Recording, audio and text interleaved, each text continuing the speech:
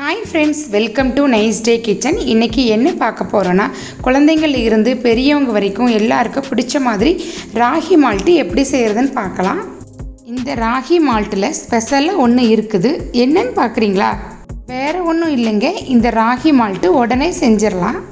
டக்குன்னு போட்டு மடக்குன்னு குடிச்சிடலாம். ஈஸியாக செஞ்சிடலாம். டேஸ்ட்டும் நல்லாயிருக்கும், மனமும் நல்லாயிருக்கும். ராகியில் அளவுக்கு அதிகமான சத்து இருக்குதுங்க.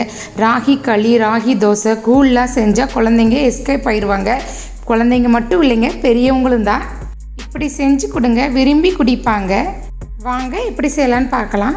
ஃபஸ்ட்டு ஸ்டவ்வில் பேன் வச்சுக்கோங்க, நல்லா சூடாகட்டும். 1 கப் ராகி போட்டுக்கலாம்.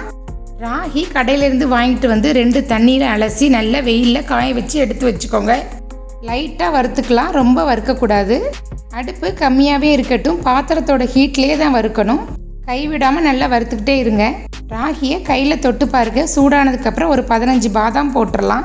அடுத்து பார்த்துக்கிட்டிங்கன்னா 8 ஏலக்காய் போட்டுக்கலாம். அடுத்து பார்த்துக்கிட்டிங்கன்னா முந்திரி பருப்பு 15 போட்டுடலாம். ஸ்டவ்வை ஆஃப் பண்ணிடுங்க. நல்லா மிக்ஸ் பண்ணிவிட்டு ஆற விட்டுருங்க. நல்லா ஆறிடுச்சு, மிக்ஸி ஜாரில் மாற்றிட்டேன். அடுத்து பார்த்துக்கிட்டிங்கன்னா 1/4 டீஸ்பூன் குங்குமப்பூ போட்டுக்கலாம். ராகியை பவுட்ரு பண்ணிவிட்டு வந்துடுங்க. ராகி பவுட்ரு பண்ணியாச்சு, இதே மாதிரி தான் இருக்கணும். ஆறினதுக்கப்புறம் பாட்டிலில் ஸ்டோர் பண்ணி வச்சுக்கலாம். 15 நாளுக்கு ஒரு தடவை இதே மாதிரி ஃப்ரெஷ்ஷாக அரைச்சிக்கோங்க. அடுத்து பார்த்துக்கிட்டிங்கன்னா ஸ்டவ்வில் ஒரு பாத்திரம் வச்சுக்கோங்க. 4 டீஸ்பூன் ராகி மால்ட்டு பவுட்ரு போட்டுக்கலாம்.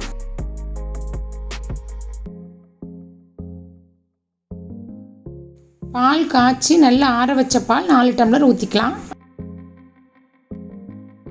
கட்டி இல்லாமல் நல்லா மிக்ஸ் பண்ணிக்கோங்க. அடுப்பை ஆன் பண்ணிடுங்க. இதே மாதிரி கரண்டி வச்சு மிக்ஸ் பண்ணிகிட்டே இருங்க, கைவிடாமல்.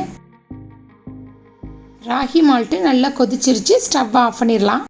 செஞ்சு வச்ச ராகி மால்ட்டை ஃபில்ட்ரு பண்ணி எடுத்துக்கலாம். ஃபில்ட்ரு பண்ணியாச்சு, கிளாஸில் மாற்றிடலாம்.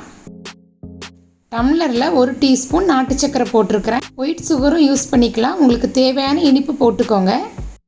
1 டம்ளர் பாலுக்கு 1 டீஸ்பூன் ராகி மால்ட்டு பவுட்ரு போதும். ஸ்பூன் வச்சு நல்லா மிக்ஸ் பண்ணிடுங்க. 10 மாதத்துக்கு மேலே இருக்கிற குழந்தைங்களுக்கும் கொடுக்கலாம். சர்க்கரை நோயாளிகளும் குடிக்கலாம். சுகர் போடாமல் குடிச்சிக்கோங்க. அவ்வளவுதான், ராகி மால்ட்டு ரெடி ஆகிடுச்சு. இதை சூடாக குடிங்க, ரொம்ப டேஸ்ட்டாக இருக்கும். இந்த வீடியோ பிடிச்சிருந்தா லைக் பண்ணுங்கள், ஷேர் பண்ணுங்கள், மறக்காமல் சப்ஸ்கிரைப் பண்ணிடுங்க. தேங்க்ஸ் ஃபார் வாட்சிங்.